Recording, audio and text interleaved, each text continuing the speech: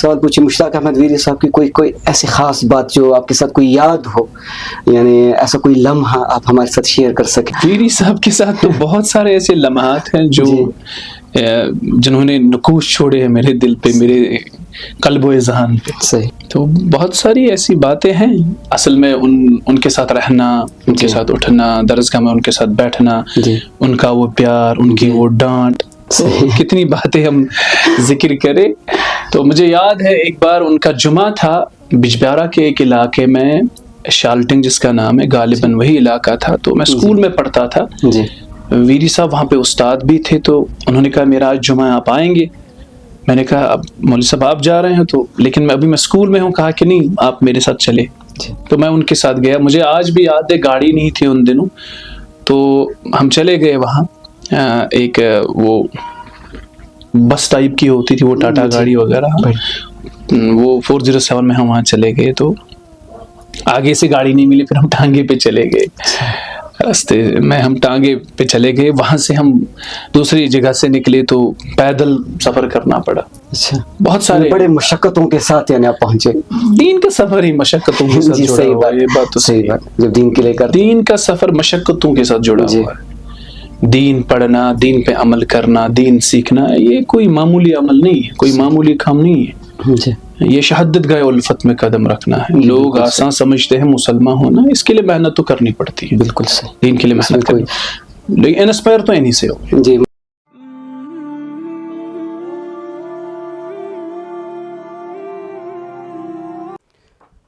الحمد للہ وحدہ والصلاة والسلام علی من لا نبی بعدہ. ہم آپ سب کا ایک بار پھر سے خیر مقدم کرتے ہیں اپنی پوڈ کاسٹ کے 6ٹھی نشست میں. ہم سب سے پہلے شکریہ ادا کرنا چاہتے ہیں صوفی توقیر صاحب کا اور عدنان صاحب کا، جنہوں نے اس میں بھرپور تعاون کیا ہمارا. اس کے علاوہ ہم اپنے محترم مہمان گرامی قدر کہ جو شارٹ نوٹس میں ہمارے پاس آئے اور اس پوڈ کاسٹ کے لیے انہوں نے حامی بھری، ان کے بڑے مشکور ہیں. آج ہمارے ساتھ جو مہمان ہیں کسی بھی تعارف کے محتاج نہیں. ہمارے وادی کے معروف و مشہور مبلغ، واعظ، خطیب، ہر دل عزیز نعت خواں، اور اللہ تبارک و تعالیٰ نے بالکل ایک منفرد آواز سے نوازا، جن کو ہمارے ساتھ ہے محترم و مکرم جناب مبشر احمد ویری صاحب. السلام علیکم مبشر احمد ویری صاحب. وعلیکم السلام ورحمۃ اللہ وبرکاتہ. سب سے پہلی بات کہ آپ کے بڑے مشکور ہیں ہم کہ آپ نے ہمیں قیمتی وقت سے نوازا. جزاک اللہ. جی آپ سے سیدھے ہم آئیں گے سوالات پر. سب سے پہلے سوال حسب معمول اپنے پوڈ کاسٹ میں پوچھتے ہیں اپنے مہمانان سے. آپ کا تعارف ہم کرانا چاہیں گے کہ آپ کا بیک گراؤنڈ کہاں سے تعلق رکھتے ہیں، کہاں پہ تعلیم پائی، اگر تھوڑا سا بتا دیں. بسم اللہ الرحمن الرحیم. میں اللہ تعالیٰ کا انتہائی مشکور و ممنون ہوں، اور آپ لوگوں کا بھی بڑا شکر گزار ہوں کہ آپ لوگوں نے موقع فراہم کیا کچھ لمحات آپ کے ساتھ بتانے کا اور کچھ باتیں آپ سامعین کے سامنے رکھنے کا.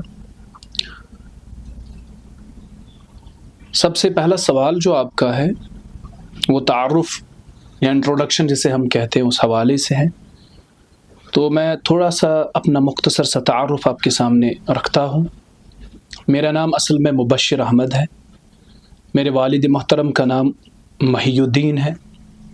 تو ویری ہمارے گاؤں کا نام ہے، اگرچہ ہمارے نام کی نسبت گاؤں کی طرف ہوتی ہے، اسی لیے لوگ زیادہ تر مبشر احمد ویری کے نام سے جانتے ہیں. تو یہ چھوٹا سا تعارف اپنے ذات کے بارے میں.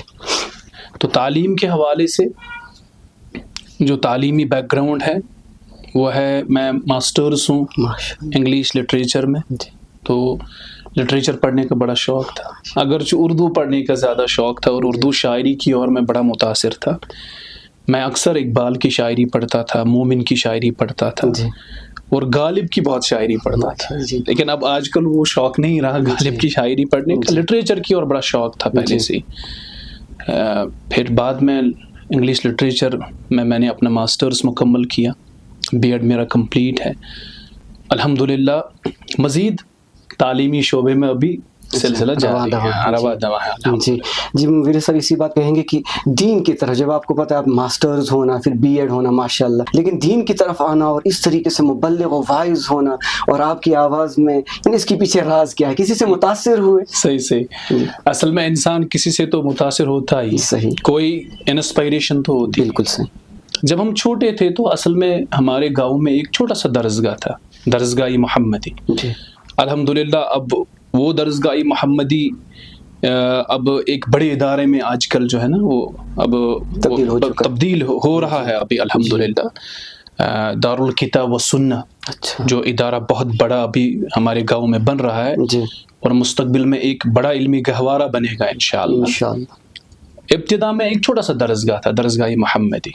वहाँ पे हमारे एक उस्ताद थे जम्मू कश्मीर के मशहूर, बल्कि हिंदुस्तान के मशहूर मुबल्लिगों में उनका शुमार होता है, मौलाना मुश्ताक अहमद वीरी साहब हफिज़हुल्लाह।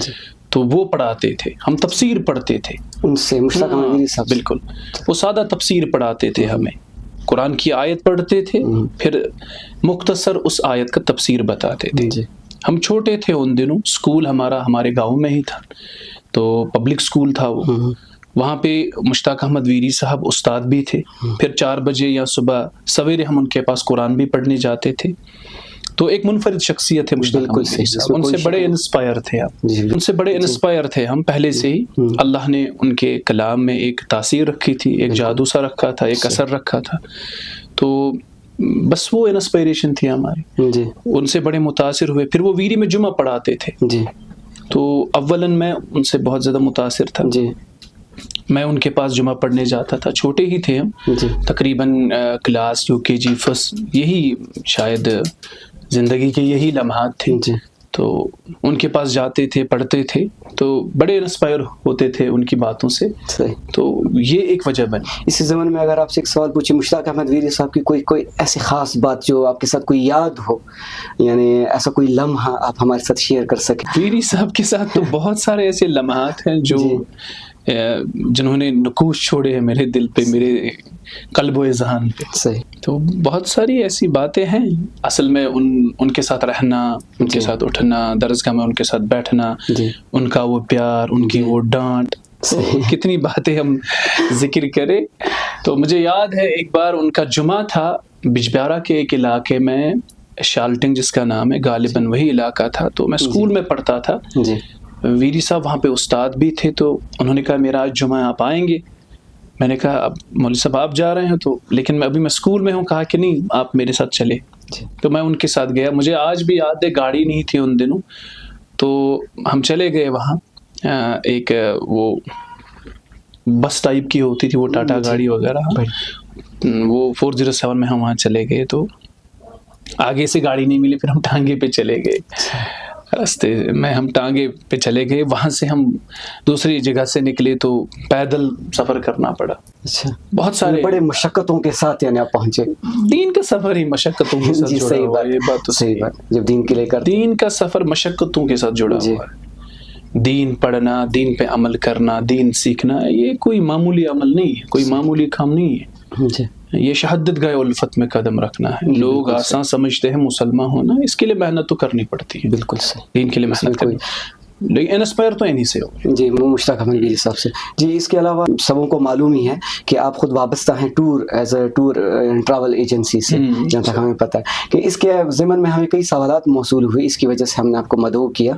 तो सोफ़ी तौक़ीर साहब ने भी कहा था कि नहीं, मुबशिर साहब जो है वो इसके लिए वन ऑफ द बेस्ट है, जो कि इसके बारे में जवाब दे सकते हैं। असल में अब कश्मीर में एजेंसीज बहुत ज़्यादा हो गई हैं, टूर ऑपरेटर जो कि टूर का काम करती हैं और कहती हैं कि हम सर्विस बेस्ट प्रोवाइड करते हैं, कम से कम रेट प्रोवाइड करते हैं। अब हर कोई टूर एंड ट्रैवल की एजेंसी खोल रहा है और हर किसी को कहते हैं नहीं ये अब खिदमत खल्क है, हम कर रहे हैं और हम ले जा रहे हैं हरमैन शरीफ है। तो इसके पीछे आप क्या कहना चाहेंगे इनके लिए? सबसे पहले मैं आपका मशकूर हूँ, आप मेरे बारे में हुस्न ज़न रखते हैं। वन ऑफ द बेस्ट में नहीं, लेकिन मैं कोशिश करता हूँ अपनी तरफ से, मैं कोशिश करता हूँ। तो रही बात आपके सवाल की, तो ये एक अच्छा सवाल आपने किया। कश्मीर में अब टूर ऑपरेटर्स बहुत ज़्यादा ना तादाद में बढ़ गए हैं। जगह जगह पे आप देखेंगे ट्रैवल एजेंसीज कायम की गई हैं। तो मेरा जहाँ तक इसमें मानना है ना, यहाँ पे ट्रैवल एजेंसीज जो है ना, اور جو جانے والا ہوتا ہے، یعنی کسٹمر اور ٹریول ایجنٹ، ان کے بیچ مسائل تب بنتے ہیں جب بات واضح نہیں ہوتی. اچھا. جو جانے والا ہوتا ہے نا وہ بھی اپنی باتیں اور اپنی ضروریات وغیرہ وہ ساری باتیں وہ ٹریول ایجنٹ کو پہلے بتاتا نہیں ہے. صحیح. سپوز ایک بندہ 1 لاکھ روپے دے کے 5 اسٹار فیسلٹیز ایکسپیکٹ کرتا ہے جو پاسبل نہیں. صحیح بات. آپ اپنی توقعات اور اپنی ضروریات سب سے پہلے ٹریول ایجنٹ کو بتائے کہ میری یہ ضروریات ہیں، پھر اس حساب سے آپ پیکیج لیں ان کا. اگر آپ 1,15,000 1,20,000 کا پیکیج لیتے ہیں جس میں تقریباً 50,000 کا تو ٹکٹ ہی پہلے چلا جاتا ہے، 10-15,000 تو ویزا کے ساتھ چلے جاتے ہیں، تو بچتا ہے ایک چھوٹا سا رقم. اس میں 20 دنوں کو اکوموڈیشن اس کو مینٹین کرنی پڑتی ہے، اس کو کھانا آپ کو پرووائڈ کرنا پڑتا ہے، اس کو ٹرانسپورٹیشن آپ کو پرووائڈ کرنی پڑتی ہے. تو پھر اس چھوٹے سے رقم کے ساتھ وہ سارا پاسبل نہیں ہوتا. اسی لیے آپ اپنی توقعات اور ضروریات سب سے پہلے ٹریول ایجنٹ کو بتائیں. اس کو کہے کہ میری ضروریات یہ ہے، میری توقعات یہ ہے، آپ بتائیں اس حوالے سے آپ کا پیکیج کیا بنے گا. صحیح. ہمارا ایک بہت بڑا مسئلہ یہ ہے کہ ہم ہمیشہ کیا کرتے ہیں، مطلب کشمیر کے لوگوں کا جہاں تک تعلق ہے نا، میرے مسلمان بھائیوں کا جہاں تک تعلق ہے، میرے عزیزوں کا جہاں تک تعلق ہے، ہم ہمیشہ کیا کرتے ہیں، ہم اپنی جگہ پہ سب سے پہلے یہ کوشش کرتے ہیں کہ مجھے سستا کہاں پہ ملے. یہ ایک سب سے بڑا المیہ. جب آپ سستا ڈھونڈیں گے نا تو پھر مسائل بھی بہت، سروسز وہاں پہ کم ملے گی، سروسز آپ کو کم ملیں گے، پھر آپ کو تو 5 اسٹار پیکیج نہیں ملنے والا. کچھ بڑا چڑھا کے بھی پیش کرتے ہیں نا، ایڈ کر لیتے ہیں، وہ غلط بات ہے. دیکھیے ہمیشہ آپ اپنی باتوں میں صداقت رکھیں. صحیح. آپ جو سروس پرووائڈ کرتے ہیں وہ کسٹمر کو بتائے پہلے کہ میں اس قسم کی سروس پرووائڈ کرتا ہوں.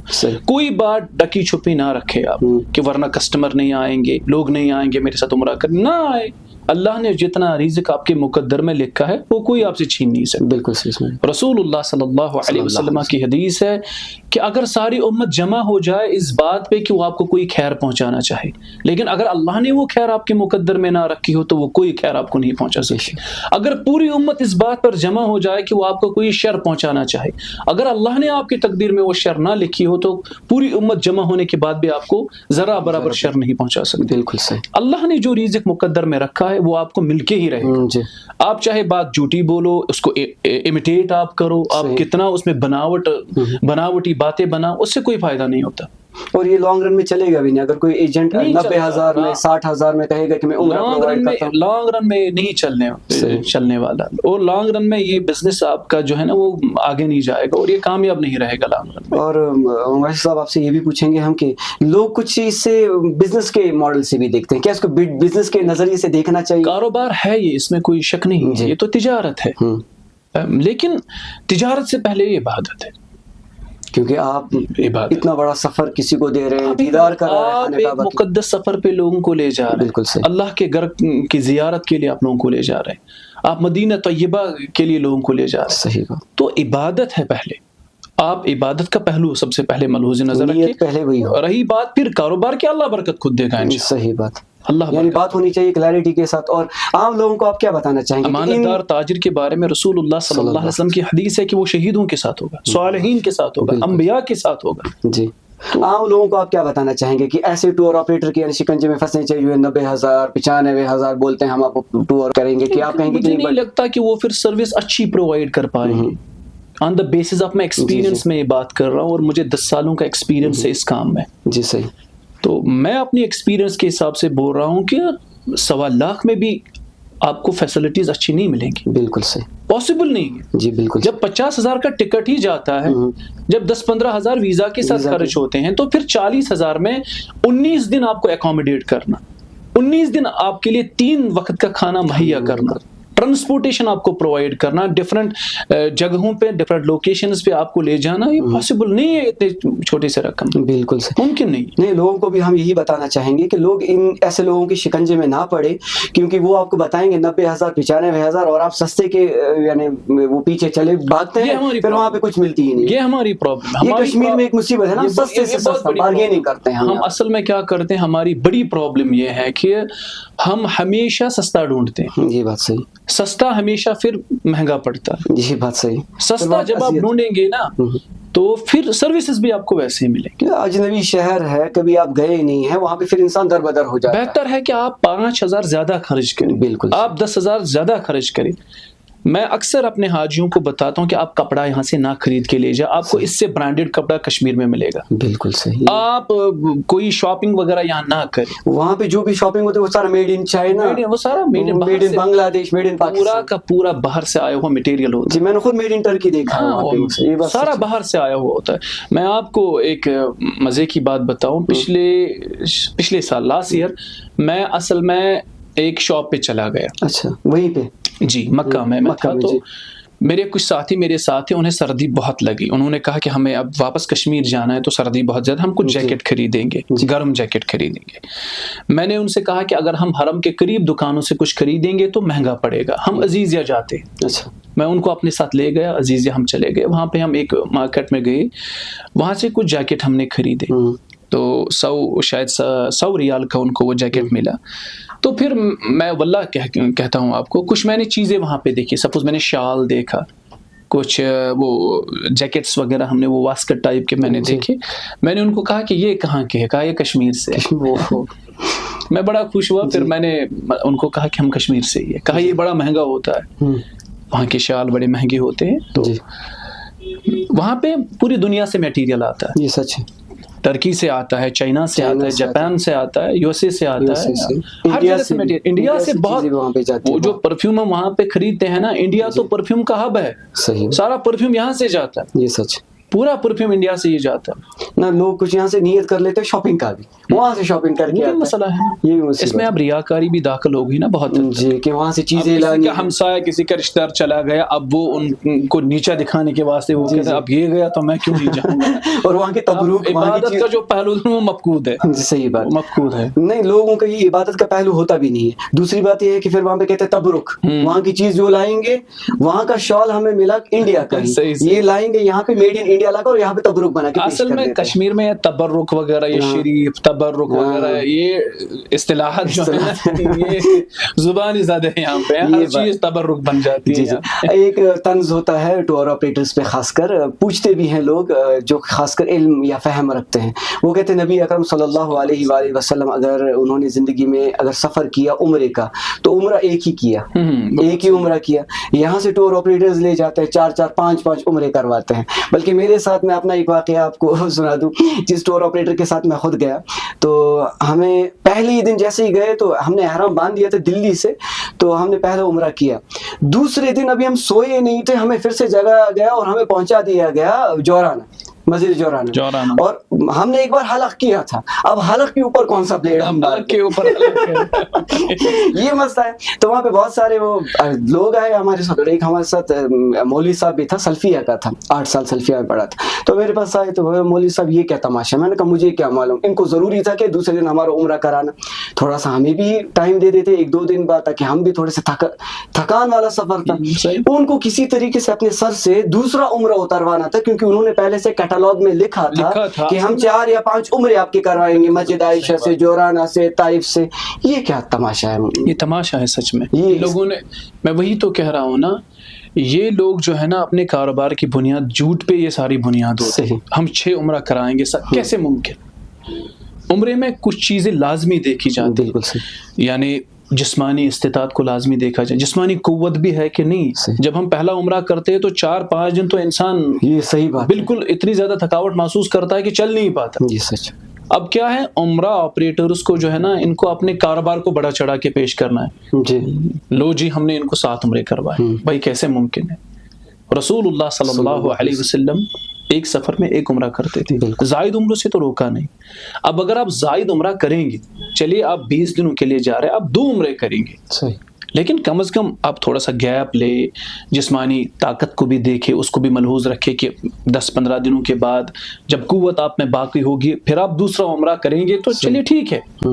فقہاء اس کی اجازت دیتے ہیں, علماء اس کی اجازت دیتے ہیں, روکا تو نہیں گیا ان چیزوں سے. لیکن مسئلہ یہ ہے کہ آپ سعی کر سکتے ہیں, آپ طواف کر سکتے ہیں, تو آپ جو عمرے کے بعد آنے وہ اچھے سے ادا کر پائیں گے, نہیں کر پائیں گے, یہ سارا مسئلہ دیکھا جاتا ہے. اب یہاں کی جو ٹور آپریٹر سے ٹریول ایجنٹس جو ہمارے یہاں کے ہیں وہ پہلے سے ہی اپنے کیٹلاگ میں لکھ کے رکھتے ہیں کہ ہم ان کو 4 عمرہ 5 عمرہ کروائیں گے، پھر وہ بوجھ اپنا سر سے اتار دیں، یہ صحیح بات ہے. جورانہ لے جائے، مسجد عائشہ لے جائے. میں آپ کو مزے کی بات بتاؤں، میں ایک بار میں ایک بزرگ سے ملا، اچھا، تو بیچارہ وہ چل نہیں پا رہا تھا، بڑی سویلنگ ہو گئی تھی اس کے پاؤں میں. میرے پاس بیٹھا تھا تو میں نے کہا چچا مجھے لگتا آپ بیمار ہو. کہا میں بہت تھکاوٹ محسوس کر رہا ہوں، چل نہیں پا رہا ہوں. میں نے کہا کیوں، کیا مسئلہ کیا ہے؟ کہا کہ ہمارا جو ٹریول آپریٹر تھا اس نے ہمیں تقریباً 4 کہ 5 عمرے کروائے پیدر پہ. ہاں پیدر پہ. میں نے کہا اللہ پہ رحم کرے، تو یہ کیسے ممکن ہے؟ کہا کہ ایک تو جورانہ سے کروایا، 2 تو مسجد عائشہ سے عائشہ سے، پھر طائف لے گئے. وہ تو مطلب سب سے پہلے وہ میقات کا تو اب وہ تصور رہا ہی نہیں کہ شاید اس کے لیے میقات بھی کوئی شرط ہے. تو اب یہ باہر لے جاتے ہیں، مجھے لگتا ہے اب قریب یہ مسجد جن تک لے جائیں گے آپ احرام باندھیں اور عمرہ کریں. نہیں، یہ اصل میں یہ آپ نے جو فرمایا یہ بات بڑے دل پہ لگی میرے، کیونکہ یہ اس کو ایز اے بزنس ماڈل دیکھتے ہیں. انما الاعمال بالنیات کا کنسپٹ ہونا چاہیے. میں آپ کی بات کاٹ کے عرض کرنا چاہوں گا، اس میں ہماری بھی خطا ہے. خطا ہماری یہ ہے کہ ہم جب بھی عمرہ کا ارادہ بناتے ہیں، جب بھی ہم عمرے پہ جانے کا ارادہ بناتے ہیں، اس کی نیت کر لیتے ہیں، آپ نے اپنا من بنا لیا. سب سے پہلے من بنانے کے بعد آپ انتخاب کس کا کر رہے ہیں، وہ بہت امپورٹنٹ چیز ہے. کس بندے کے ساتھ آپ کس بندے کے ہمراہ جا رہے ہیں. کیا وہ بندہ سب سے پہلے اس عبادت کو جانتا ہے؟ صحیح. وہ عبادت کی شرائط سے، عبادت کے ارکان سے، یہ ان ساری چیزوں سے واقف بندہ خود ہے کہ نہیں؟ جی جی جی. وہ مسئلہ اسی ضمن میں ایک بڑا ضروری سوال ہے، جب بھی کوئی گروپ جائے اس کے ساتھ ضروری نہیں ہے کہ کوئی ایکسپیرینس والا بندہ جائے، تجربے والا. میرے حساب سے اگر کوئی عالم جائے، ماشاءاللہ آپ اس چیز کو بڑے اچھے سے جانتے ہیں، واعظ بھی ہے، خطیب بھی ہے اور دینی فہم رکھتے ہیں، اگر آپ خود جائیں، آپ تو ہر ایک عمرہ کے ساتھ جا نہیں سکتے. باقی گروپس جو آپ کے بنتے ہیں اس کے لیے کیا آپ کرتے ہیں؟ دیکھیں ہم کیا کرتے ہیں اس کے لیے، ہم سب سے پہلے بندوں کا صحیح انتخاب کرتے ہیں. صحیح. جو گائیڈ ہو ہمارا، 2 چیزیں اس میں لازمی، ایک تو علم، ایک تو تجربہ. صحیح. علم اور تجربہ دونوں چیزیں لازم ملزوم ہیں. صحیح. ہم سب سے پہلے ان رہبروں کا، ان گائیڈوں کا ہم انتخاب کرتے ہیں جو دونوں میں ماہر ہو. بالکل صحیح. جو دونوں میں مہارت رکھتے ہو، جن کے پاس تجربہ بھی ہو سفر کا، جن کے پاس علم بھی ہو. کیونکہ علم بغیر تجربے کے تو کام آئے گا نہیں. آپ کے تجربہ اور علم دونوں چیزیں ضروری ہے. اس میں اولاً علم، بعد اس کے تجربہ دونوں ہونا چاہیے. اسی لیے ہم کیا کہتے ہیں، ہم لمیٹڈ گروپس رکھتے ہیں. میں اپنی بات کروں، مجھے نہیں پتا، پورے سیزن میں لمیٹڈ گروپس ہی ہوتے ہیں، ہم لمیٹڈ کام کرتے ہیں، فکسڈ ڈیٹس. آپ یقین مانے میں نے جنوری جو ابھی کمنگ جنوری ہے 2025 کا، اس میں میرا ایک گروپ تھا 40 بندوں کا. اچھا. میں نے اوائڈ کیا. وہ ایک کمپنی کا گروپ تھا، میں نے وہ اوائڈ کیا.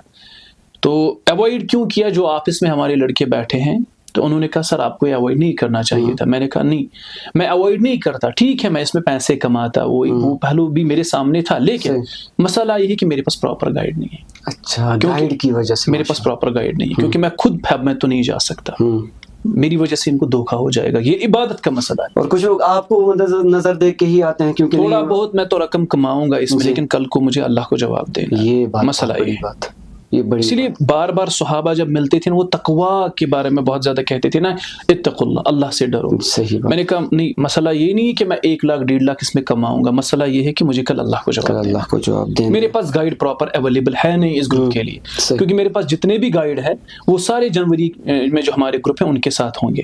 یہ ایک زائد گروپ آ رہا ہے، اس میں کوئی گائیڈ اویلیبل نہیں اور میرے پاس گائیڈ ہے ہی نہیں. جی. تو اس لیے میں نے ان سے معافی طلب کی، میں نے معذرت طلب کی. میں نے کہا میں تو نہیں لے جا سکتا. ایسے ایک گروپ سے ہماری ملاقات ہوئی مکہ میں، وہاں پہ 3-4 حجاج کرام سے غائب ہو گئے.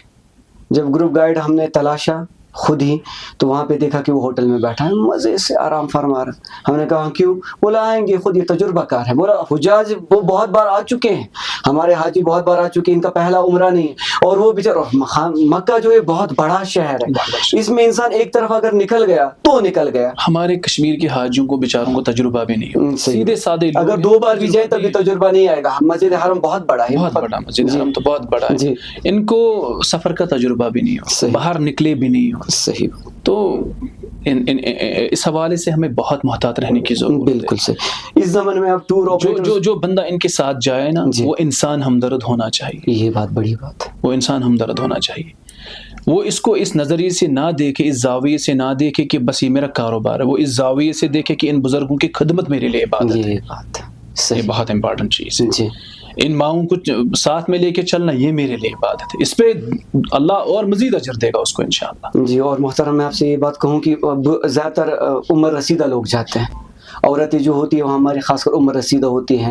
جو مرد حضرات ہیں وہ عمر رسیدہ ہوتے ہیں. تو کم سے کم ٹور آپریٹر کو یا گائیڈ کو کم سے کم اتنی عقل ہونی چاہیے کہ یہ میرے ذمے میں ہے, کل اس کا جواب دہی دینی ہے. تو یہ اس میں آپ کی بات آگے پہنچانا چاہوں گا اپنے سامعین و ناظرین کو کہ کم سے کم ٹور آپریٹرز اپنے لیے ایسے چنیں جن کا کم سے کم تجربہ صحیح ہو اور جن کا کم سے کم جو اس چیز کو جانتے ہو اور کئی سالوں سے یہ کام کرتے ہوں. 5,000 6,000 کے لیے آپ یہ نہ سوچیں. بڑی عبادت کرنے کے لیے جا رہے ہیں, 5-6 ہزار اگر زائد بھی خرچ ہو جائے اس میں کوئی مسئلہ نہیں ہے. یقین مانے کچھ لوگ آج کل جو ہے نا, کچھ ایجنٹس آج کل کام کرتے ہیں وہ صرف 1,000 روپیہ کماتے ہیں اس میں بھی درمیان. اچھا. مطلب اتنا ریٹ ڈاؤن گریڈ ہو چکا ہے, اتنا ریٹ وہ ڈاؤن کر دیتے ہیں مارکیٹ. 1,000 روپیہ صرف وہ کماتے ہیں اور 1,000 روپے پہ وہ حاجی کو کسی اور کے حوالے کر دیتے ہیں. حاجی بھی مزے لے رہا ہوتا ہے تب تک کہ مجھے سستا پیکیج ملا. پھر بعد میں اس کے ساتھ جو ایشوز ہوتے ہیں نا, تب وہ یہاں پہ آ کے ہمیں وہی شکایتیں موصول ہوئی نا محترم صاحب کی. مسئلہ یہ ہے کہ یہاں پہ ہمیں جو سب سے بڑی شکایت موصول اس کے بعد ایک اور ہوئی. حالیہ میں ہمیں ایک بہن نے فون کیا, تو کچھ یہاں پہ تجار ہے وہ یہاں پہ فری عمرہ ٹکٹ پرووائڈ کر رہے ہیں. تو ہماری ایک بہن کو وہ ٹکٹ ملا. جب ملا تو ہم سے اس کے بارے میں پوچھا گیا کہ کیا ہمیں جانا چاہیے کیونکہ ہمارے ساتھ کوئی محرم نہیں ہے. آپ اس کے بارے میں کیا کہیں گے؟ سفر تو محرم کے ساتھ لازمی ہے. اب کچھ اس میں جو آرا پیش کرتے ہیں نا, جی, جو کہ اب سعودیہ میں وہ قوانین بھی جی, وہ قانون بھی ہے وہاں کا. اچھا. کہ اگر کسی خاتون کی عمر 45 سال سے زیادہ ہے تو وہ کسی ایسے گروپ کے ساتھ سفر کر سکتی ہے جو بھروسہ کرنے کے لائق ہو, بھروسہ مند ہو, جس کے ساتھ آپ خود کو سیف محسوس کریں. 45 سال کی عمر کی. لیکن اگر شریعت کی بات کریں تو سفر میں حج یا عمرے پہ جب آپ جا رہے ہو تو محرم کا ساتھ ہونا لازمی ہے, کیونکہ دور کا سفر ہے. اور یہ تجار کے بارے میں آپ کیا کہتے ہیں جو کہ فری ویزا یا عمرہ ٹکٹ پرووائڈ کرتے ہیں؟ سب سے پہلے ہمیں یہ دیکھنا ہے کہ یہ پیسہ جو اس پہ خرچ ہوتا ہے نا, یہ آتا کہاں سے ہے. کیونکہ بہت سارے کیا کرتے ہیں, وہ اس کے حوالے سے ایڈورٹائزمنٹ کرتے ہیں. اچھا, صحیح. کچھ تجار جو ہے وہ تجارت کو بوسٹ دینے کے لیے اس کے لیے وہ اس پہ تجارت کرتے ہیں. اور بہت سارے جو ہے نا وہ اس میں سپانسرز بھی لاتے ہیں کہ ہم کسی کو بھیج رہے, آپ سپانسر اس میں کرو گے, آپ کی سپانسرشپ کتنی ہوگی اس میں. تو دیکھنا یہ ہے کہ جو سپانسر کر رہا ہے, جو پیسہ اس ٹکٹ اور اس ویزے کے لیے آ رہا ہے وہ کہاں سے آ رہا ہے. صحیح. وہ امپورٹنٹ چیز ہے. باقی ہدیتاً آپ کسی کو اپنی طرف سے بھیجو تو وہ ایک الگ بات ہے. لیکن اگر کوئی تجار بھیج رہا ہے, کوئی تاجر آپ کو بھیج رہا ہے, کوئی کاروباری آپ کو بھیج رہا ہے, وہ اگر بھیج رہا ہے سب سے پہلے یہ چیک کرنا ضروری ہے کہ جن پیسوں سے وہ بھیج رہا ہے وہ پیسے کہاں سے آ رہے ہیں, وہ حلال کے ہیں, حلال کے حرام کے ہیں. سب سے پہلے یہ دیکھنا اس میں ضروری, اور یہ دیکھنا اس میں لازمی ہے کہ اگر وہ سپانسرشپ لے رہا ہے کسی سے, جی, کسی کا بزنس پروموٹ کرنے کے لیے, کیونکہ میں نے دیکھا اس میں کچھ میڈیا والے بھی انوالو ہیں, یا کچھ فیس بک پیج چلانے والے, یا یوٹیوب چلانے والے, سوشل میڈیا ہینڈلرز جو ہے, یہ جو سوشل میڈیا چلانے والے ہیں, وہ اکثر یہ اناؤنس کرتے ہیں کہ ہم فری عمرہ کروائیں گے.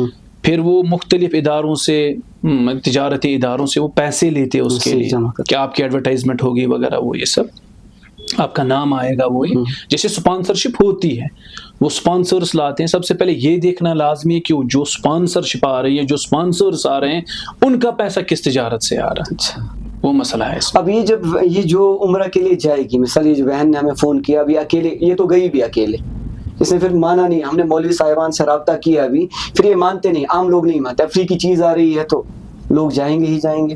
لیکن اس میں جو ٹور آپریٹر اس کو لے جا رہا ہے, کیا اس کے ذمے پہ یہ یعنی فرض نہیں تھا کہ اس کو بولنا؟ یہ بات لازم ہے کہ وہ اس کو سب سے پہلے بتائے, اور بلکہ منع ہی کرے, وہ منع کرے اس چیز سے.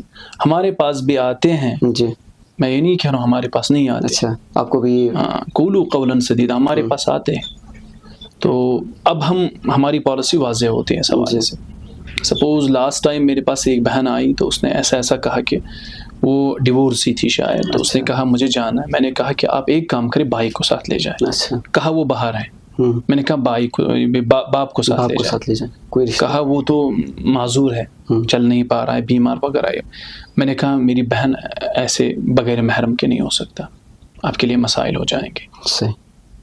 قولوا قولا سدیدا کی بات بالکل صحیح ہے آپ کی. ٹور آپریٹرز کے لیے آپ کیا نصیحت چاہیں گے اس بارے میں, اس زمان؟ کاروبار کے حوالے سے, اس تجارت کے حوالے سے سب سے پہلے آپ یہ ملحوظ نظر رکھیے کہ یہ عبادت ہے. آپ عبادت میں ان کو لے جا رہے ہو, ان کی خدمت عبادت, ان کے ساتھ ہمدردی سے پیش آنا عبادت. کیونکہ یہ معتمرین جو ہوتے ہیں نا, یہ اللہ کے مہمان ہوتے ہیں. بالکل صحیح. اللہ کے مہمانوں کی قدر, ان کا احترام, یہ عبادت ہے. ٹھیک ہے نا. سب سے پہلے یہ چیز اب ذہن میں رکھے کہ میں جن کو ساتھ لے جا رہا ہوں, یہ عبادت کی غرض سے, میں عبادت کی غرض سے, ثواب کی نیت سے آپ میں ان کو لے جا رہا ہوں, اس پہ اجر اللہ دے گا انشاءاللہ. سب سے پہلے یہ چیز وہ ذہن میں رکھے, نمبر 1. نمبر 2, کاروبار کے اصول وہ واضح کریں. صحیح.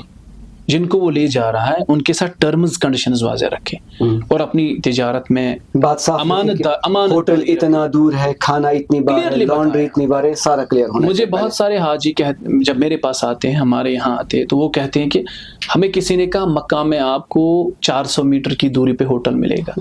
میں کہہ رہا ہوں میرے سے یہ تو پاسبل ہے نہیں. وہ کہتے ہیں کیوں؟ میں ان کو کہتا ہوں کہ اگر میں صرف حرم کا فاصلہ دیکھوں, یعنی کعبہ سے برابر باہر میں کہہ رہا ہوں 400 میٹر تو وہ بنتا ہے, پھر آپ کو اس میں کون ہوٹل دے گا؟ مجھے حرم ہی 400 میٹر سے ہو جاتا, پاسبل نہیں ہے. یہ بات سچ ہے, یہ ممکن نہیں ہے. میں ان کو کہتا ہوں 750, 750, 800 میٹر تک آپ کو ہوٹل ملے گا. جی.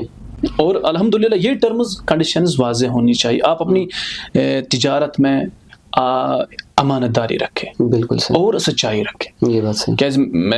کیونکہ میں نے جو ابھی قرآن کی آیت تلاوت کی نا, وَقُولُوا قَوْلًا سَدِيدًا, قُولُوا قَوْلًا سَدِيدًا يُصْلِحْ لَكُمْ أَعْمَالَكُمْ. اللہ آپ کے اعمال کو درست کرے گا, اللہ آپ کے کام کو درست کرے گا.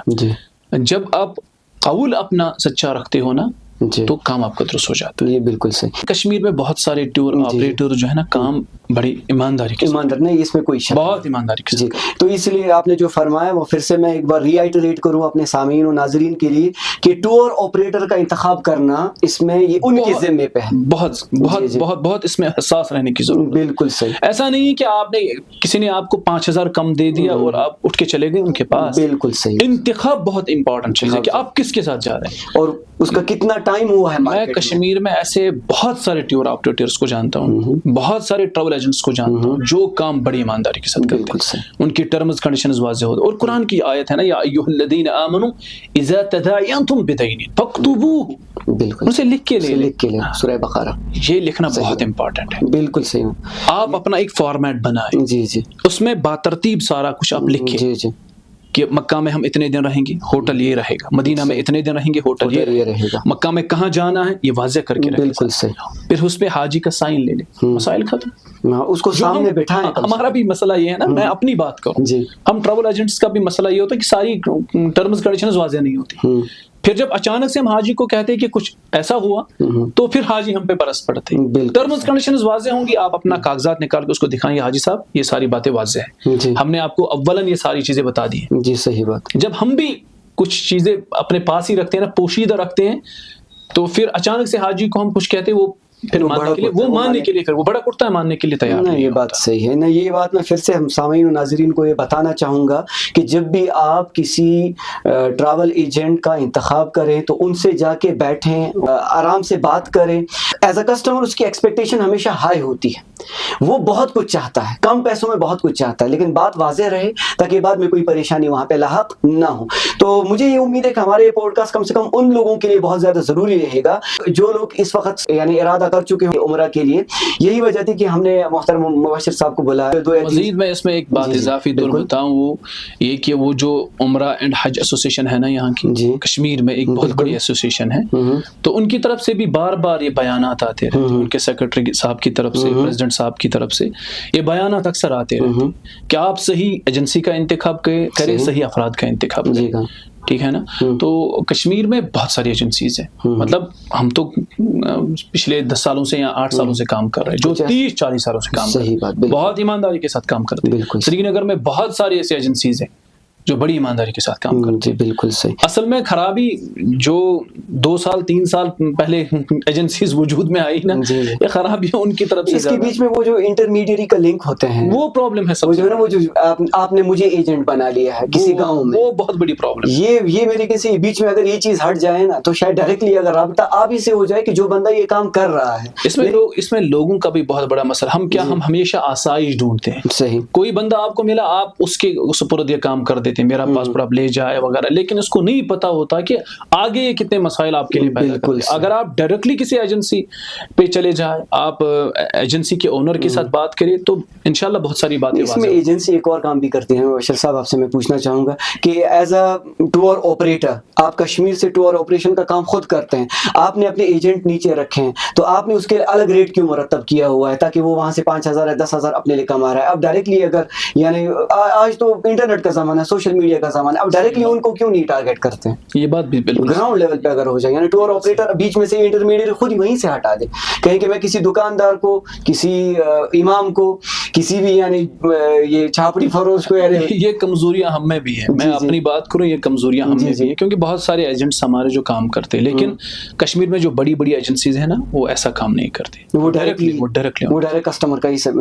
اس طریقے سے کسٹمر سیٹسفیکشن میرے حساب سے زیادہ ملے گا, یہ طریقہ زیادہ رہے گا. بالکل صحیح بات آپ نے. جی مبشر صاحب, اس کے علاوہ انشاءاللہ کوشش کریں گے. یہ بات صحیح ہے. ہمارا پوڈ کاسٹ کا مقصد ہی یہی تھا, کیونکہ لوگ جاتے ہیں اس خاص کر یہ جو ونٹرز کے اس وقت یہ ارادہ کرتے ہیں, ہم انشاءاللہ مطلب اس پہ کوشش کر رہے ہیں. میں اس پہ خود ذاتی طور ورک آؤٹ کر رہا ہوں. مطلب یہ جو ایجنٹ درمیان میں یہ انٹرمیڈیٹ جو درمیان ہے, ان کو ہٹانے کی ہم کو, لیکن میں خود اس میں پھنسا ہوا ہوں. میں اپنی بات رکھوں, بات سچائی پہ مبنی ہونی چاہیے. میں خود آج فون کا زمانہ ہے, انٹرنیٹ کا زمانہ ہے, آپ کو فون ڈائریکٹلی لگا دیں کہ مولوی صاحب ہم جانا چاہتے ہیں آپ کے ساتھ, مسئلہ ختم. میں نے بات واضح کر دی نا. اس میں مسئلہ یہ ہے کہ ہمارے لوگ جو ہے نا, وہ آسائش پسند زیادہ ہے. کوئی ان کو مل گیا, یہ پاسپورٹ اس کے سپرد کر دیتے, یہ سارا کام نپٹا کے آ جائے گا. صحیح بھائی, آپ آدھا گھنٹہ نکالے, آپ ایک عبادت پہ جا رہے ہیں. صحیح بات. آپ حج اصغر کے لیے جا رہے ہیں. صحیح. آفس میں بیٹھ جائیں, آپ آفس میں جائیں, 1 گھنٹہ نکالے اس کام کے لیے, ڈائریکٹلی ان سے بات. آپ کیوں اپنے پاس والے صحن کی دکان پہ جا رہے ہیں, مسجد میں بیٹھ رہے ہیں, اس کے پوچھ رہے ہیں کہ وہ ایجنٹ کا کام کر رہا ہے. اور دوسرا ٹور آپریٹر اگر اس کو 5,000 دے رہا ہے, مثال کے طور پر 5,000 دے رہا ہے, 6,000 دے رہا ہے, 10,000 جو بھی وہ لے رہا ہے, سو وہ خود کم کر سکتا ہے. خود کم کر سکتا ہے. ڈائریکٹلی وہی ریٹ پرووائڈ کر دے اس کو, تاکہ وہ آزمین بیچارہ وہ سفر جو مار رہا ہے, بالکل صحیح آپ نے, کسٹمر کو اور زیادہ آسائش مل جائے گی, اور کم سے کم اس کو بھی دل میں رہے گا کہ میں بڑی ایجنسی کے ساتھ جا رہا ہوں. صحیح بات. جی بالکل صحیح. یہ تھا ہماری ٹور کے بارے میں. کچھ 1-2 سوالات ہیں, اگر آپ کے پاس ٹائم ہو وہ پوچھنا چاہیں گے, کیونکہ ضروری ہے, کیونکہ آپ کا نظر معاشرے پہ بہت زیادہ ہے. 2-3 سوالات ہیں ہمارے, کیونکہ میں خود معلم ہوں, میں پڑھاتا ہوں بچوں کو, اور خود کشمیر یونیورسٹی سے وابستہ ہوں, تو پڑھتا بھی ہوں, پڑھاتا بھی ہوں.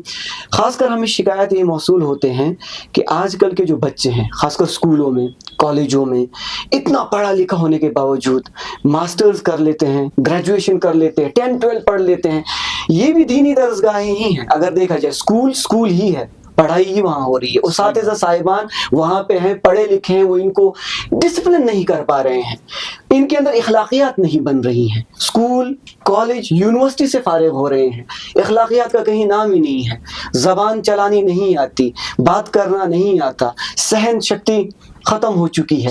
اس کے پیچھے کیا وجہ ہے؟ وجہ یہ ہے کہ ہمارے جو کالج, یونیورسٹیز اور اسکولز ہیں نا, جتنے بھی ہمارے اسکول ہے, کالجز ہیں, یونیورسٹیز ہے, تعلیم کا جو محور تھا نا, وہ محور چینج ہو گیا. مرکز و محور تعلیم کا اب صرف دنیا بن گیا. اب تعلیم سے اخلاقیات باہر ہے. تعلیم سے جب آپ اخلاقیات کو نکالیں گے, آپ ایک ایسے معاشرے کو جنم دیں گے جن کے پاس نالج تو ہوگی لیکن اخلاقیات نہیں ہوگی. صحیح بات. اخلاقیات نہیں ہوگی. تعلیم, تربیت, یہ دونوں چیزیں ضروری ہے. اگر آپ تعلیم دے رہے ہو تو تربیت ساتھ میں ہونی چاہیے. بالکل. قرآن کی جو پہلی آیت یا پہلی وحی جو نبی صلی اللہ علیہ وسلم پر نازل ہوئی غار حرا میں, اقرا بسم ربک الذی خلق, اقرا, پڑھے اے محمد صلی اللہ علیہ وسلم. یعنی اس امت کی وحی کی جو ابتدا ہوئی نا, وہ علم سے ہوئی.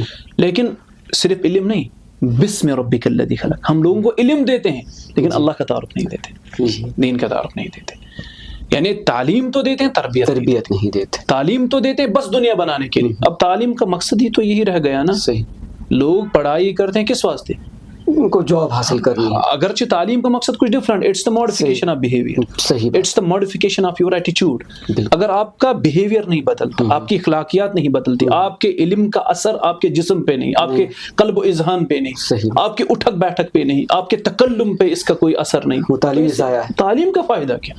ہم نے تعلیم سے تربیت کو نکال دیا ہے. جسے کہتے ہیں نا وہ ایجوکیشن میں کہ کرامنگ ہی کرائی, ہم نے تعلیم سے اخلاقیات کو نکالا. اگرچہ یہ دونوں چیزیں ساتھ ساتھ چلتی ہے. بالکل صحیح. یہ مسئلہ ہو گیا, اسی لیے ڈیویٹ ہو گئے ہمارے نوجوان.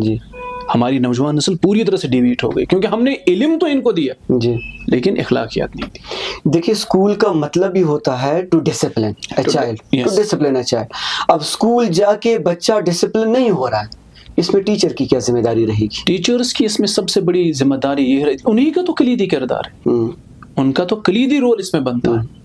معلم جو ہوتا ہے وہ معاشرے کا اہم ستون ہوتا ہے. بالکل صحیح. اس کا ایک بنیادی کردار ہوتا ہے اسکول میں, یونیورسٹی میں, کالج میں, کیونکہ ماں باپ اپنے بچے کو سپرد کر رہے ہیں اس کے حوالے. ایگزیکٹلی, ایک بہت بڑی امانت اس کے حوالے ہو رہی ہے, قوم کا مستقبل اس کے حوالے ہو رہا ہے. اب وہ غیر ذمہ دار بنے تو یہ بہت بڑی بدقسمتی ہے. یہ مسئلہ بچے تو یہ اداروں میں تو بچے بنتے ہیں. امام بخاری بنے اساتذہ کی وجہ سے. امام مسلم بنے امام بخاری کی وجہ سے. بالکل صحیح. تو امام ابن القیم رحمہ اللہ, امام ابن القیم بنے امام ابن تیمیہ کی وجہ سے. بالکل صحیح. یہ اساتذہ کے تربیت کا فقدان ہوتا ہے. جی صحیح. ٹھیک ہے نا. تو بچے جو ہوتے ہیں نا وہ کیا ہوتے ہیں, وہ اپنے استاد کا عکس ہوتے ہیں. یہ بالکل صحیح. وہ استاد کا عکس ہوتے ہیں. ہمارے اساتذہ میں ہی کمزوری ہے. صحیح بات. آپ کالج لیول پہ دیکھیں, آپ یونیورسٹی لیول پہ, ہم تو یونیورسٹی میں رہے ہیں, کالج میں رہے ہیں, آپ دیکھیں وہاں پہ اساتذہ کا حال کیا ہے. دین بیزار ہے. آپ ان کو کہیں نماز پڑھے, کیا نماز, یہ عبادت کیا ہے, یہ ایکسرسائز کس واسطے, نعوذ باللہ. جب اساتذہ ایسی باتیں کہیں تو بچے تو ارتداد کی طرف جائیں گے. بچے تو وہ تو جا رہے ہیں نا. ابھی ایتھیزم ابھی پیک پہ ہے کشمیر میں. جی بھی آپ دیکھیں آنے والے سالوں میں ایک بہت بڑا چیلنج ہمارے سامنے یہ کھڑا ہوگا, ایتھیزم کا چیلنج. اب ایتھیزم کے چیلنج کو نپٹنے کے لیے, کیونکہ بیسک اسکول لیول سے ہی ہوگا نا, میں وہی عرض کر رہا ہوں, ایک بہت بڑا چیلنج یہ ابھر کر سامنے آ رہا ہے. ایتھیزم, فیمنزم وغیرہ, جی صحیح, یہ بہت بڑا چیلنج بن کر سامنے آ رہا ہے. ابھی آپ دیکھیں اس کا تاثیر 2-3 سالوں میں.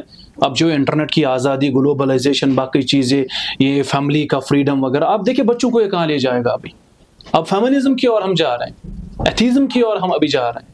آپ دیکھیں اس کے کتنے منفی اثرات ہمارے بچوں پہ پڑنے والے. ابھی 1-2-3 سالوں میں آپ دیکھیں ایک منظم اس پہ ہمیں محنت کرنے کی ضرورت ہوگی. محنت بہت درکار ہے اس چیز پہ. اس کے لیے ایک اور چیز بھی بڑی ضروری ہے مباشر صاحب, کہ آپ سے کہوں گا کہ ماں باپ کیا کریں اس میں. ماں باپ کو یعنی پھر سوچ سمجھ کے اپنے بچوں کو ایسے اسکولوں میں ڈالنا ہے کہ پہلے سے اس کے بعد جہاں پہ دینی تعلیم بھی ہو, دنیاوی تعلیم بھی ہو, یا کم سے کم وہ مکتب کو پہلے انتخاب کر لے کہ مکتب بھی ساتھ میں جائے اور اسکول بھی ساتھ میں جائے, یا کالج کا ایسا کالج تو ہے بھی نہیں یہاں پہ جہاں پہ دینی تعلیم بھی ہو. کیونکہ ایز اے فادر میں اپنے بچے کو پڑھانا چاہتا ہوں دنیاوی تعلیم بھی, کہ وہ انجینئر بھی بننا چاہیے, وہ ڈاکٹر بھی بننا چاہیے, اور ساتھ میں اسلامی معیار میں بھی وہ برابر یعنی شانہ بشانہ چلنا. مسلمان تو کم سے کم بنے, بنیادی طور پہ ایک مسلمان تو ہو, اور کم سے کم اللہ کا تعارف ہو. بقول آپ کے اللہ کا تعارف تو اس کا کم سے کم ہو. تو ماں باپ کو کیا کرنا چاہیے اس کے لیے؟ ماں باپ رسول اللہ صلی اللہ علیہ وسلم کی حدیث کے مطابق کل مولود یولد علی الفطرہ, بچہ تو اسلام پہ جنم لیتا ہے. بالکل. ابواہ یحودانہ وینصرانہ ویمجسانہ. بالکل. پھر ماں باپ کی تربیت یا تو اس کو یہودی بنا دیتے یا نصرانی یا مجوسی بنا دیتے. بالکل صحیح. ماں باپ کی تربیت کا کلیدی کردار ہے نا اس میں. ماں باپ اگر تربیت یافتہ ہو تو بچہ تاثیر لیتا ہے. جی. ہمارے ماں باپ بھی بگڑے ہوئے ہیں, والدین ہمارے بگڑے ہوئے ہیں, گھریلو حالات ہمارے بگڑے ہوئے ہیں, گھریلو نظام ہمارا بگڑا ہوا ہے. جی. باپ جھوٹ بولتا ہے, باپ بددیانت ہے, باپ بد اخلاق ہے. اس کا اثر تو بچے پہ پڑے گا, سائیکولوجیکل ایفیکٹ آئے گا گھر. ماں کچن میں بیٹھ کے پہلے زمانے میں تو وہ تلاوت کیا کرتی تھی باورچی خانے میں. ماں پہلے زمانے میں مطبخ میں بیٹھ کے تلاوت کیا کرتی تھی, کھانا پکاتی تھی تو ذکر کیا کرتی تھی اللہ. بچوں کو نبیوں کی کہانیاں سنایا کرتی برتن دھوتی تھی تو نبیوں کی سٹوریاں سناتی تھی. سوتے وقت اس کو کم صحابہ کرام کی سٹوریاں. ایک ہاتھ میں آپ پتیلا لے رہے ہیں اور دوسرے ہاتھ میں آپ کو ریموٹ ہونا چاہیے. صحیح. بچوں کو موبائل فون دے دیتے ہیں, بچوں کو وہ ریلز بچوں کو اوائڈ کرتے ہیں. صحیح بات. ان کی تربیت پہ دھیان نہیں رکھتے, ان کو اوائڈ کرتے ہیں. اور یہ چیز اوائڈ کیسے کرتے ہیں؟ ان کو فون دیتے ہیں. ہاں صحیح بات. ان کو کارٹون کے ساتھ الجھا دیتے ہیں, کے ساتھ ریلز پہ ریلز, وہ ان چیزوں کے ساتھ ان کو الجھا دیتے ہیں, اور خود ڈرامہ سیریلز وغیرہ, اور ان چیزوں کا بڑا تاثیر ہوتا ہے. صحیح. یہ فلمیں ہیں, یہ جو ڈرامہ ہے, ان کا بڑا تاثیر ہوتا ہے آپ کی زندگی پہ. صحیح بات. تو انسانی دماغ, انسانی یہ جو دل ہے, یہ تاثیر بہت جلد قبول کرتا ہے. صحیح. تو ان چیزوں کا بہت منفی تاثیر ہمارے والدین پہ پڑا ہے, تو اوبویسلی اس کا منفی تاثیر بچوں پہ پڑا. جی بالکل. والدین کے ضمن میں یہی بات میں کہوں گا کہ والدین خاص کر اپنے بچے کو جھڑکنے کے لیے, غصہ کرنے کے لیے, کلکم راع, وہ اس حدیث کو ذہن میں رکھیں, وہ مسئول ہے. جی صحیح. اور ان کو ان کی مسئولیت کے بارے میں اللہ ضرور سوال کرے. مسئولیت کا احساس ختم ہو چکا ہے, والدین کو ہونا چاہیے. میں یہ بددعاؤں کی بات کر رہا تھا. بددعائیں دیتے ہیں بچوں کو, برا بھلا بولتے ہیں بچوں کو. کیا یہ ماں باپ کو کرنا چاہیے؟ نہیں کرنا چاہیے ایسا. جی. ماں باپ کو چاہیے کہ وہ ہمیشہ بچے کے لیے اچھی دعا کریں, اس کے صالح ہونے کی دعا کریں, نیک ہونے کی دعا کریں, اس سے اللہ سے بار بار اس کے لیے دعا کریں. دعا کا بڑا تاثیر ہوتا ہے. صحیح. ہمارے والدین کیا کرتے, بچے نے تھوڑی بہت شرارت کی تو اس پہ ایسے برس پڑتے ہیں, اور جو من میں آتا ہے وہ بول دیتے ہیں. نہیں, ایسا نہیں کرنا چاہیے. ان کو دعائیں دو. جی. ان کے حق میں اللہ سے بار بار گرویزاری کرو کہ اے اللہ ان کو ہدایت نصیب فرما. بالکل. ماں باپ کی دعا میں یہ میں خاص کر بات کر رہا تھا اس کے مکتب کی. مکتب کا بھی رول ہونا چاہیے کہ بچوں کو بھیجے مکتب میں, پاس میں مسجد میں. ضروری, بہت ضروری ہے. جی بہت ضروری ہے. ان الدین عند اللہ الاسلام. اسلام ایک سسٹم ہے, اسلام ایک نظام زندگی, اسلام ایک نظام حیات ہے. آپ بچے کو نظام حیات سے کیسے دور رکھ سکتے؟ نہیں رکھ سکتے. صحیح بات. چاروں نچار ہمیں مطلب دین کو اپنی زندگی میں تو لانا ہی. ماں باپ اب کوشش کر رہے ہیں بچے کو ڈاکٹر ہی بنانا ہے, انجینئر ہی بنانا ہے. یہ دین فطرت ہے. صحیح. اب فطرت کے ساتھ آپ الجھ نہیں سکتے. جی. فطرت کے ساتھ آپ الجھ نہیں سکتے. صحیح. آپ نے چلنا ہے, آپ نے اٹھنا ہے, آپ نے بیٹھنا ہے, آپ نے معاملات طے کرنے ہیں, آپ نے شادی کرنی, آپ نے بچے پیدا کرنے, ان کی تربیت کرنے, والدین کو دیکھنا ہے, ہمسایوں کو دیکھنا ہے, رشتہ داری کو دیکھنا ہے. بالکل صحیح. اس میں دین ہی آپ کے رہبر. صاحب ایک مسئلہ اور بھی, ہمارے دوست و احباب میں کچھ ایسے بھی ہیں بچپن میں ان کو دین کے ساتھ انٹروڈکشن نہیں ہوا, یعنی جس طریقے سے ہونا چاہیے تھا. ماں باپ نے اسکول میں ڈال دیا, چھوڑ دیا, بے فکر ہو گئے, اب کرنے دو جو کچھ کریں گے. چلیے انہوں نے پڑھا, جو بھی کیا, کسی حد تک آگے گریجویٹ ہو گئے یا گریجویشن کے دور میں ہیں, کالج میں پڑھ رہے ہیں. اب موبائل فون ہاتھ میں آ گیا ہے, انٹرنیٹ کا زمانہ ہے. اب ایسے اسکالرز آ رہے ہیں ہمارے موبائل فون میں کہ وہ ان کو اور باتیں بتا رہے ہیں. اب وہ نئی باتیں ڈسکس کر رہے ہیں. اب وہ پہلی بار انٹروڈکشن پا رہے ہیں اسلام کا. اب اسلام کا انٹروڈکشن کہاں سے آ رہا ہے؟ انجینئر کا. اسلام کا انٹروڈکشن کہاں سے آ رہا ہے؟ کسی ڈاکٹر کا. اسلام کا انٹروڈکشن کسی اسکالر کا آ رہا ہے. وہ اسکالر کچھ اور ہی چیز بتا رہا ہے. صحیح بات. وہ کچھ اور, کیونکہ اب فون میں میں نام نہیں لینا چاہتا, فون پہ ایسے کئی اسکالرز ہیں جو کہ جن کی رسائی میرے حساب سے ہمارے جہاں کے جو علماء ہیں ان سے زیادہ ہے. وہ بالکل اندر گھس گئے ہیں. صحیح بات. ٹھیک ہے. اب جب وہ ان کی بات آتے ہیں ہمارے سامنے پیش کرتے ہیں, مشاجرات صحابہ بیان کرتے ہیں, یہ حالات ہیں ہماری. وہ آ کے ہمارے پاس جنہوں نے بچپن سے کبھی دین پڑھا نہیں, کہ کسی یعنی مکتب گئے ہی نہیں, دارالعلوم سے منسلک رہے ہی نہیں, عالموں سے, اب وہ عالموں سے بدظن ہو رہے ہیں. اب وہ اگر دیکھا جائے مثال کے طور پر جمعیت کے ساتھ ہیں یا کسی اور کوئی بھی مکتبہ فکر کسی بھی جماعت کے ساتھ ہے, کسی بھی مکتبہ فکر کے ساتھ ہے, ہمیں کوئی اس سے مسئلہ نہیں ہے. لیکن وہ مکتبہ فکر کو ہی اب چھوڑ رہے ہیں. اب وہ کہہ رہے ہیں یہ سارے جو ہیں یہ دین کے ٹھیکیدار بنے ہیں, ان کے اپنے شاپس چل رہے ہیں. ان بچوں کے لیے کیا نصیحت آپ کرنا چاہیں گے؟ بس یہ بہت اچھا سوال آپ نے آخر پہ کیا. تو میں اس حوالے سے اپنے بھائیوں سے اور اپنے نوجوان ساتھیوں سے یہ ریکویسٹ کروں گا, جب ہم بازار سے موبائل خریدتے ہیں, کوئی کپڑا اپنے لیے خریدتے ہیں, تو ہم کیا کرتے ہیں؟ سب سے پہلے ہم کسی دکاندار کے پاس جاتے ہیں, اسے کہتے ہیں مجھے کوئی اچھا سا موبائل خریدنا ہے. اس کے بعد وہ ہمیں ہزاروں موبائل دکھاتا ہے. اس کے بعد ہم بارگیننگ کرتے ہیں, کیا یہاں پہ لینا صحیح ہوگا. کسی دوست کو فون کر کے کہتے کہ میں فلانی دکان پہ ہوں, اس سے موبائل فون لینا صحیح ہوگا, یہ اتنے ریٹ میں دے رہا ہے. موبائل فون کی اسپیسیفکیشن ہم اس کو بتا دیتے ہیں. اگر دوست کہے کہ ٹھیک ہے تو پھر لے لیتے ہیں, نہیں تو ہم 50 دکان چھانٹ مارتے ہیں کہاں لینا ہے کیا کر. ایک معمولی سے موبائل فون کے لیے مطلب کچھ یہ کرتے ہیں کہ گوگل کا استعمال کرتے ہیں, وہاں پہ بھی دیکھ اسپیسیفکیشن چیک کرتے ہیں. ایک موبائل خریدنا ہے, اس کے لیے ہم ہزاروں خیالات ہمارے ذہن میں گردش کرتے ہیں, خریدنا ہے نہیں خریدنا ہے, مہنگا مت پڑ جائے گا, اسپیسیفکیشن اس کی جو ہے وہ ساری چیزیں اس میں دیکھنا ہے. جو اس کی اسپیسیفکیشن ہے وہ مجھے وہی چاہیے کہ کچھ اور چاہیے. پھر وہ کیا کرتا ہے, پھر دوسرے دکاندار کے پاس چلا, تیسرے کے پاس. ایک چھوٹے سے جیکٹ کے لیے ہم 10 دکان چھانٹ مارتے ہیں. ٹائم پھر وہاں پہ وقت نہیں رکھتا. دین لے رہے ہو بھائی, دین آپ کسی بھی کیسے لیں, جنت و جہنم کا آپ اپنے مستقبل کا فیصلہ کر رہے ہیں, کیونکہ وہاں کی کامیابی وہ دائمی ہے, وہاں کا عذاب وہ دائمی ہے. ایسا نہیں کہ وہاں کی کامیابی کو آپ دنیا کی کامیابی کے ساتھ جوڑ نہیں سکتے. دنیا کی کامیابی کا معاملہ ہے کہ بندہ آج کامیاب ہوا کل ناکام ہوگا, آج ناکام ہوا کل کامیاب ہوگا.